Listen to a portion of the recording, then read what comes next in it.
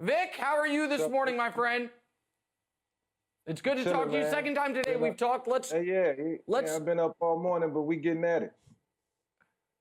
Okay, let's start with Deshaun Watson. If other than the Kansas City Chiefs, is there any team in the league that if the Texans called and said, we will trade you Deshaun straight up for your quarterback, you would say no to? I mean, look, I think, man, I'm going to have a conversation with D-Watt later on today. We just spoke about it a few minutes ago. And we're going to talk about it, in totality. But look, man, if I'm his agent, man, I'm pushing to get with the best team. I'm looking to get with the San Francisco 49ers or the Chicago Bears. Need some defense, need some weapons. If those teams are short of a quarterback, and the deal can be made, with D-Watt. Now, I don't know if that's stay on the Niners then. Yeah. Well, no. So let's worry about what Mike Vick's thinking. Let's stay with the Niners then, because the Niners are the team that I think Deshaun fits everywhere. But I think that if the Niners were able to make a trade for Deshaun Watson, they leapfrog not only all the teams in the NFC West, I think they leapfrog every team in the league, and they become the Super Bowl favorites for next year. And that's partially because of the defense and Kittle, but it's also because of Kyle Shanahan. As a guy who knows his dad, who knows Kyle, what would Deshaun Watson in that Shanahan offense be like? First of all, the play action game and what his dad was able to do with John, what he was able to do even in Washington, I thought was amazing. And then Cal, same thing, what he was able to do with Matt Ryan in Atlanta. Just the run game in general. It just becomes a staple of the offense, and then everything just feeds off that. We've seen the Tennessee Titans this year benefit off run game. That was a correlation to the pass game and play action. And that's what you get, but you get it at a high level. And that's the one thing that I would say the Shanahan's father and son has been able to do probably better than any other coach in the National Football League. And it's a lot of great coaches that come and go.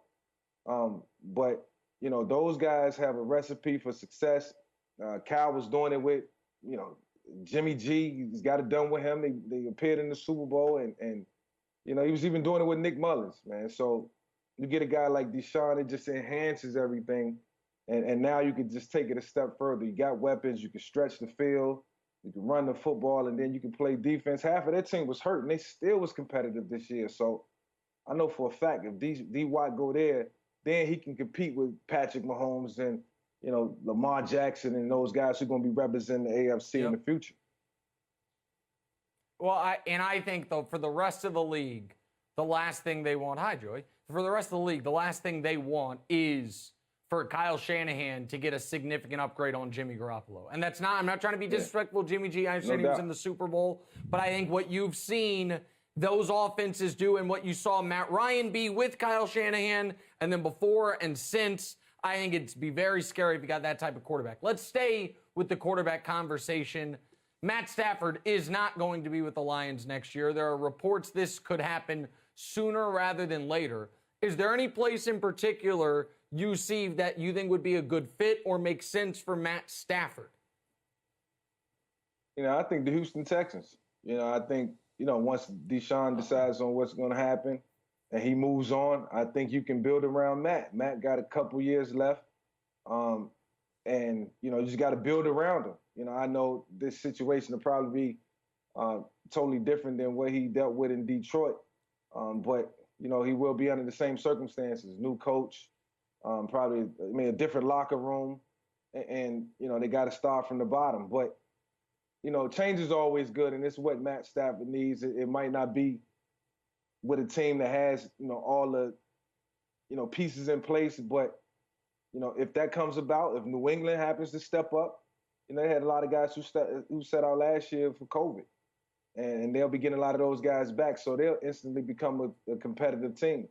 If they don't retain Cam, who knows? We don't know what the sense of what they're trying to do is. But I think those are the two best options for Matt. If it's not the Texans, then I think certainly New England. New England, that would be a really fascinating pairing. And you and I both, you know Cam personally, I don't. But you and I are both big Cam Newton fans. But he just didn't look right all year. It looked like he was laboring essentially after week 3 or 4. So you do wonder if New England is going to try to upgrade there. We don't have a ton of time, so I'm going to combine two questions to a degree. Which of these is more likely, in your opinion? Patrick Mahomes catches Tom Brady in the eyes of the public as the quarterback GOAT, or Andy Reid, your former coach, catches Bill Belichick in the eyes of the public as the coach GOAT, as Colin's talked about this week? I say Patrick got a chance. And Patrick got another, I would say, at least 12 years to play the game of football. And that's if he wants to. That's at his discretion.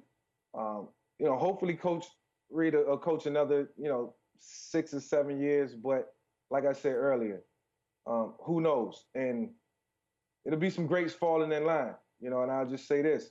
It could potentially be Eric Bieniemy. So him and Patrick could be together for a long time. If he just stay put, sit behind Andy for the next couple of years and see how that go, then what's wrong with that? Then you take over and you got Patrick and you still got Tyreek and now you still got Brent Veach and you can build. Those guys understand how Andy think. They're getting the best learning right now in terms of just learning on the job and learning how to find the talent. I know I'm getting off script a little bit, but I still think that opens the door for Patrick to win more Super Bowls down the road, and they can just keep up with the regimen. But look, if it don't work out for Eric Bieniemy somewhere around the league, I wouldn't complain. I'd sit behind Andy, continue to learn that format, how to keep great teams assembled, salary cap wise, and for other various reasons, and then take over when it's time. He'll earn that right and be very deserving of it when that time comes. What you think? As a Chiefs fan, there is nothing I would love more than to see the press release Eric Bieniemy named coach in waiting, like you do with college football coaches. Like a guy, he's going to take over once. Let Andy get 3 or 4 rings right off into the sunset, and Eric Bieniemy keep the train rolling. Yeah. Mike Vick, you're one of the greats. Thank you so much, my friend. I will talk to you soon. Appreciate you doing double duty with me today. Hi, everybody. Thanks for watching. Subscribe here to get the latest from the show. Also, be sure to check out more of the best clips from The Herd or go watch a few segments from other shows on FS1.